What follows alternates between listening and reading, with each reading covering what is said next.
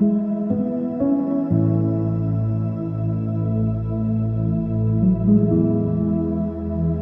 ಕ್ರಿಸ್ತನಲ್ಲಿ ಪ್ರೀತಿಯುಳ್ಳ ದೇವಜನರೇ, ನಿಮ್ಮೆಲ್ಲರನ್ನ ಈ ಪರಿಶುದ್ಧ ಬೆಳಗಿನ ಜಾವದಲ್ಲಿ ತುಂಬ ಹೃದಯದಿಂದ ವಂದಿಸುವವನಾಗಿದ್ದೇನೆ. ನಾವು ಶಿಷ್ಯನ ಸಾಮರ್ಥ್ಯದ ವಿಷಯದಲ್ಲಿ ನಾವು ಧ್ಯಾನ ಮಾಡ್ತಾ ಇದ್ದೇವೆ. ಶಿಷ್ಯನು ಆತನು ಯಾವಾಗಲೂ ದೇವರ ವಾಕ್ಯದ ಬಲದಿಂದ ತುಂಬಲ್ಪಟ್ಟಾಗ ಆತನ ಜೀವಿತದಲ್ಲಿ ಮಹತ್ತಾದಂತಹ ಮಹಿಮೆಯ ಒಂದು ಶಕ್ತಿಯಿಂದ ತುಂಬಲ್ಪಟ್ಟಿರ್ತಾನೆ ಎಂಬುದಾಗಿ ನಾವು ಅನೇಕ ವಾಕ್ಯಗಳ ಮೂಲಕವಾಗಿ ನಾವು ನೋಡಿಕೊಳ್ತೇವೆ. ಒಂದು ವೇಳೆ ಯೆರೆಮೀಯನ ಒಂದು ಅನುಭವವನ್ನು ನೋಡುವಾಗ, ನಾನು ವಾಕ್ಯವನ್ನ ಆಹಾರವನ್ನಾಗಿ ಮಾಡಿಕೊಂಡೆನು ಎಂಬುದಾಗಿ ಆತನು ಹೇಳುವುದನ್ನ ನಾವು ನೋಡ್ಕೊಳ್ತೇವೆ.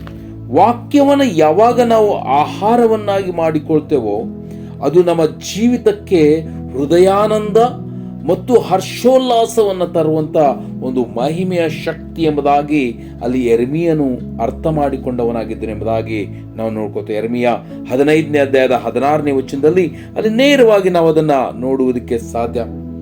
ಮತ್ತು ಯೋಬನ ವಿಷಯದಲ್ಲಿ ನಾವು ಆಗಲೇ ನೋಡ್ಕೊಂಡಿದ್ದೇವೆ. ಆತನು ವಾಕ್ಯವನ್ನ ನಿಧಿಯನ್ನಾಗಿ ನನ್ನ ಹೃದಯದಲ್ಲಿ ಬಚ್ಚಿಟ್ಟುಕೊಂಡಿದ್ದೇನೆ, ನಾನು ಅವುಗಳನ್ನ ನಾನು ಬಲವಾಗಿ ಇಟ್ಟುಕೊಂಡಿರುವುದಾಗ ನಾನು ಎಂಥ ಭಯಂಕರವಾದ ಸನ್ನಿವೇಶಗಳಲ್ಲಿಯೂ ನಾನು ಜಯವೀರನಾಗಿರ್ತೇನೆ. ನನ್ನನ್ನು ಒಂದು ವೇಳೆ ಶೋಧಿಸಿ ನೋಡಿದರೆ ನಾನು ಚೊಕ್ಕ ಬಂಗಾರವಾಗಿ ಕಾಣಿಸ್ತೇನೆ ಎಂಬುದಾಗಿ ಆತನು ಕನ್ಫೆಸ್ ಮಾಡುವುದನ್ನು ನಾವು ನೋಡ್ಕೋತೇವೆ.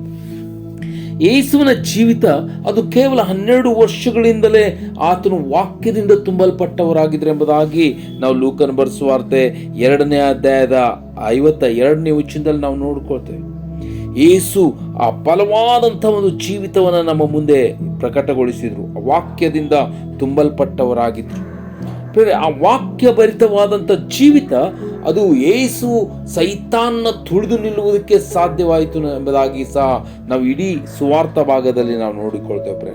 ಅದಕ್ಕಾಗಿ ಒಬ್ಬ ಶಿಷ್ಯ ಆತನು ಯಾವಾಗ ವಾಕ್ಯದಿಂದ ತುಂಬಲ್ಪಟ್ಟವನಾಗಿರ್ತಾನೋ ಅವಾಗ ಆತನು ಬಹಳಷ್ಟು ಮಹಿಮೆಯ ಪ್ರಭಾವದಿಂದ ನಡೆಯುವುದಕ್ಕೆ ಸಾಧ್ಯ ಎಂಬುದಾಗಿ ನಮಗೆ ದೇವರ ವಾಕ್ಯ ನೇರವಾಗಿ ಕಲಿಸಿಕೊಡುವುದನ್ನು ನಾವು ನೋಡ್ಕೋತೇವೆ. 1 ಯೋಹಾನ 2ನೇ ಅಧ್ಯಾಯದ ಅಲ್ಲಿ 24ನೇ ವಚನದಿಂದ ನಾವು ನೋಡುವಾಗ, ನೀವಂತೂ ಯಾವ ಬೋಧನೆಯನ್ನ ಮೊದಲಿನಿಂದ ಕೇಳಿದಿರೋ ಅದು ನಿಮ್ಮಲ್ಲಿ ನೆಲೆಗೊಂಡಿರಲಿ.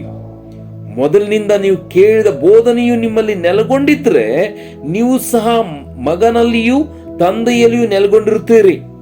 ಕ್ರಿಸ್ತನು ತಾನು ಕೊಡುತ್ತೇನೆಂದು ನಮಗೆ ವಾಗ್ದಾನ ಮಾಡಿದ ನಿತ್ಯ ಜೀವವು ನಿಮ್ಮನ್ನು ಸನ್ಮಾರ್ಗದಿಂದ ತಪ್ಪಿಸಬೇಕೆಂದಿರುವವರ ವಿಷಯವಾಗಿ ಈ ಸಂಗತಿಗಳು ನಿಮಗೆ ಬರೆದಿದ್ದೇನೆ.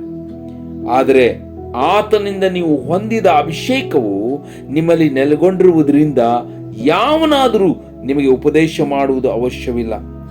ಆತನು ಮಾಡಿದ ಅಭಿಷೇಕ ಎಲ್ಲ ವಿಷಯಗಳಲ್ಲಿ ನಿಮಗೆ ಉಪದೇಶ ಮಾಡುವಂಥದ್ದಾಗಿದೆ, ಸತ್ಯವಾಗಿದೆ.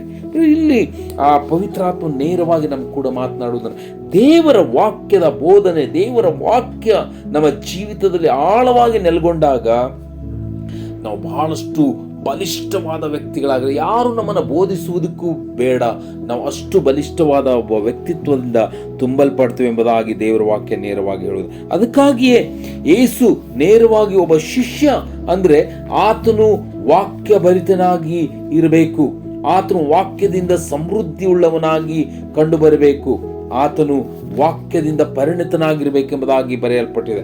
ನೀವು ಒಂದು ವೇಳೆ ಅದನ್ನು ಮತ್ತಾಯನ ಬರೆಸುವಾರ್ತೆ 13ನೇ ಅಧ್ಯಾಯದ 52ನೇ ವಚನದಲ್ಲಿ ನೋಡುವಾಗ, ಆಗ ಆತನು ಅವರಿಗೆ ಹೀಗಿರಲಾಗಿ ಪರಲೋಕ ರಾಜ್ಯದ ವಿಷಯವಾಗಿ ಉಪದೇಶ ಹೊಂದಿ ಶಿಕ್ಷಿತನಾದ ಪ್ರತಿಯೊಬ್ಬ ಶಾಸ್ತ್ರೋಪದೇಶಕನು ಮನೆ ಯಜಮಾನಿಗೆ ಹೋಲಿಕೆಯಾಗಿದ್ದಾನೆ. ಅವನು ತನ್ನ ಬೊಕ್ಕಸದೊಳಗಿಂದ ಹೊಸ ವಸ್ತುಗಳನ್ನ ಹಳೆ ವಸ್ತುಗಳನ್ನ ತೆಗೆಯುತ್ತಾ ಇರ್ತಾನೆ. ನೋಡ್ರಿ, ಒಬ್ಬ ಸಾಮರ್ಥ್ಯವುಳ್ಳಂತಹ ವ್ಯಕ್ತಿ ಎಂಬುದಾಗಿ ಅಲ್ಲಿ ತೋರಿಸಿಕೊಡುವುದನ್ನ ನಾವು ನೋಡ್ಕೋತೇವೆ. ಅದಕ್ಕಾಗಿ ಪ್ರಿಯ ನನ್ನ ದೇವ ಜನರೇ, ನಾವು ಈ ಬೆಳಗಿನ ಜಾವದಲ್ಲಿ ಒಂದು ತೀರ್ಮಾನ ನಮ್ಮ ಕಡೆ, ನನ್ನ ಹೃದಯದ ತುಂಬ ದೇವರ ವಾಕ್ಯ ತುಂಬಿ ಹಾಕಲ್ಪಟ್ಟಿರಬೇಕು. ಯೇಸು ಅದನ್ನು ಮತ್ತಾಯನ ಬರೆಸುವಾರ್ತೆ 12ನೇ ಅಧ್ಯಾಯದಲ್ಲಿ ನಮ್ಮ ಹೃದಯದಲ್ಲಿ ಏನು ತುಂಬಿಕೊಂಡಿದೆಯೋ ಅದೇ ನಮ್ಮ ಬಾಯಿಂದ ಹೊರಟು ಬರ್ತದೆ ಎಂಬುದಾಗಿ ಸಹ ಅಲ್ಲಿ ನೇರವಾಗಿ ಮಾತನಾಡಿರುವುದನ್ನು ನಾವು ನೋಡ್ಕೋತೇವೆ. ಅದಕ್ಕಾಗಿ ನಾವು ನಮ್ಮ ಬಾಯಿಂದ ಆ ಸತ್ಯ ವಾಕ್ಯ ತುಂಬಿ ಹಾಕಲ್ಪಟ್ಟಿರಬೇಕು. ನಮ್ಮ ಹೃದಯದಿಂದ ಬರುವಂಥ ಪ್ರತಿಯೊಂದು ಶಬ್ದ ದೇವರ ವಾಕ್ಯವಾಗಿ ಪರಿಣಮಿಸಲ್ಪಡಬೇಕು. ಅವಾಗ ಮಾತ್ರವೇ ಒಬ್ಬ ಶಿಷ್ಯ ಆತನು ಅತಿ ಶ್ರೇಷ್ಠನಾದ ಶಿಷ್ಯನಾಗಿರ್ತಾನೆ ಪ್ರಿಯ. ಅದಕ್ಕಾಗಿ ದೇವರ ವಾಕ್ಯವನ್ನ ಲಕ್ಷ್ಯ ಕೊಟ್ಟು ನೋಡಿಕೊಳ್ಳೋಣ. ಇನ್ನೂ ಅದನ್ನು ಲಕ್ಷ್ಯ ಕೊಡುತ್ತಲೇ ಇರುವುದಕ್ಕೆ ಮನಸ್ಸು ಮಾಡೋಣ. ಆ ಭಯಂಕರವಾದ ಅನೇಕ ಆಶೀರ್ವಾದಗಳಿಂದ ತುಂಬಲ್ಪಡುವುದಕ್ಕೆ ಸಾಧ್ಯ ಎಂಬುದಾಗಿ ಯಾಕೋಬ 1ನೇ ಅಧ್ಯಾಯದ 25ನೇ ವಚನದಲ್ಲಿ ನೇರವಾಗಿ ಹೇಳುವುದಕ್ಕೆ ಪರಿಶುದ್ಧಾತ್ಮನು ಸಿದ್ಧವಾಗಿರ್ತಾರೆ. ಸೊ ನಾವು ಈ ಬೆಳಗಿನ ಜಾವದಲ್ಲಿ ಸಾಮರ್ಥ್ಯವುಳ್ಳ ಒಬ್ಬ ಒಳ್ಳೆ ಶಿಷ್ಯನಾಗಿರ್ಬೇಕಾಗಿದ್ರೆ ದೇವರ ವಾಕ್ಯದಿಂದ ತುಂಬಲ್ಪಟ್ಟಿರುವಂತಹ ಶಿಷ್ಯನಾಗಿರುವುದಕ್ಕೆ ನಮ್ಮನ್ನು ಒಪ್ಪಿಸಿಕೊಳ್ಳೋಣ. ಆ ರೀತಿಯಲ್ಲಿ ಆಗುವಂತೆ ಕರ್ತನು ನಿಮ್ಮನ್ನು ಆಶೀರ್ವದಿಸಲಿ. Thank you.